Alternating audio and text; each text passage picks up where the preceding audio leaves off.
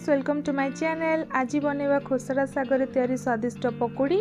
सागरे आपण बहुत रेसिपी घरे ट्राए करेंगे, किंतु आमे टिके भिन्न शैली रे बनैबा आज साग पकोड़ी। मु आशा करुच्ची आपनको मो रेसिपीटी भल लागिबो। वीडियोटी को पूरा देखंतु। आजिर वीडियोटी जदि आपनको पसंद आसे तेबे लाइक करंतु, शेयर करंतु और मो चैनलटी को सब्सक्राइब करंतु। चलंतु देखिबा आजिर रेसिपी। देखि पारुथिबे फ्रेंड्स, मो साग को भल भाबरे बाछि धोईकी छोट छोट करी काटिकी रखीची। मु आज साग पकोड़ी और टमाटो चटनी बनैबी। मीडियम साइज बाउल रे मु 2 बाउल बेसन नेइची। 2टी लंका छोट छोट करी काटी मु ऐड करिची। 2टी पियाज छोट छोट करी काटी मु ऐड करूची। आपण चाहिले पियाज को स्किप करि परिबे।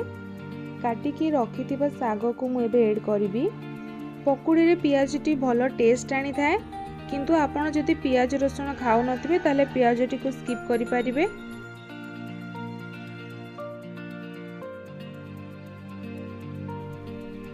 मु एबे फूड कलर ऐड करिबी। आपण चाहिले हळदी ऐड करि परिबे। हाफ चामच रु भी टिके कम मु खाइबा सोडा यूज करूची।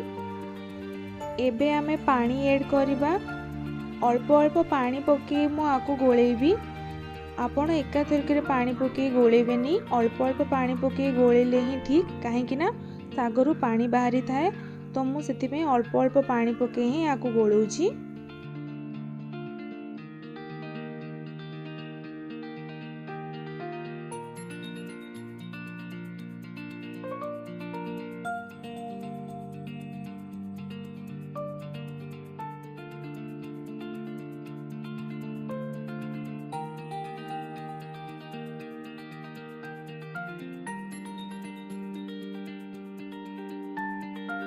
देखि पारुथिबे बेसन सहित सागटी भल भाबरे गोली ही जाइची। एबे मु एथिरे लूण ऐड करिबी। आपण आपणको स्वाद अनुसार लूण ऐड करिवे। एबे मु लूण पकी आको भलरे गोली नेबी। भल भाबरे गोले कि आमे आको 10 मिनिट पई छाडी देबा। सेही भितर रे आमे टमाटर चटनी रेडी करिबा।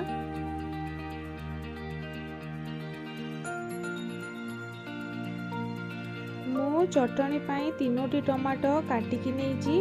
अल्प धनिया पत्र और 2टी कंचा लंका ऐड करिची। आपण आपणको स्वाद अनुसार कंचा लंका ऐड करिवे। अल्प किछि रसुण ऐड करिवे। रसुण द्वारा बहुत भल टेस्ट आसीथाए। आपणको जदि रसुण पसंद नाही ताहले आपण रसुण को स्किप करि परिबे। मु ए सब को आगरु ग्राइंड करि सारिची। देखि पारुथिबे भल भाबरे ग्राइंड ही जाइची। 10 मिनिट हे गलानी। एबे आमे पकोड़ी छाणीबा। तेल गरम हे सारिची, तो आमे मीडियम फ्लेम रे एबे पकोड़ी छाणीबा।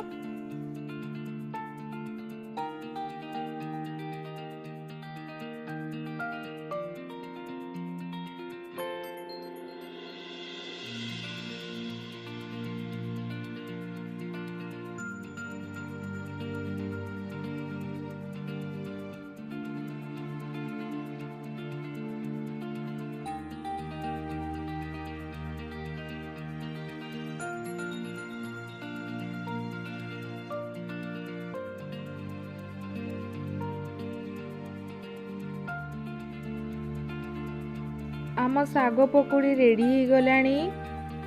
देखि पारुथिबे पकोड़ी केते सुंदर देखा होची, बहुत टेस्टी भी। आपण घरे निश्चय ट्राई करंतु। मते कमेंट करी जणांतु केमती लागिला पकोड़ी। पकोड़ी सहित लंका छणा खाइबा को बहुत भल लागि थाए।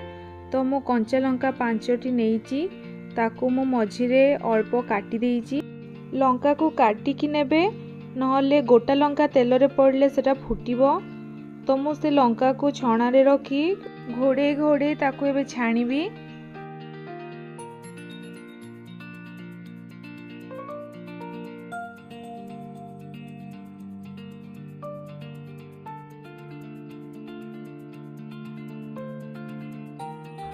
देखि पारुथिबे लंका सिझी गलानी।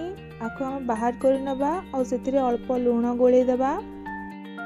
लंका को और टमाटो चटनी को आमे एबे पकुड़ी सहित सर्व करवा। देखिपे बहुत सुंदर और टेस्टी देखा आपण घरे निश्चय ट्राए करंतु। मो वीडियो टी शेष जाए देखि आपन को बहुत बहुत धन्यवाद।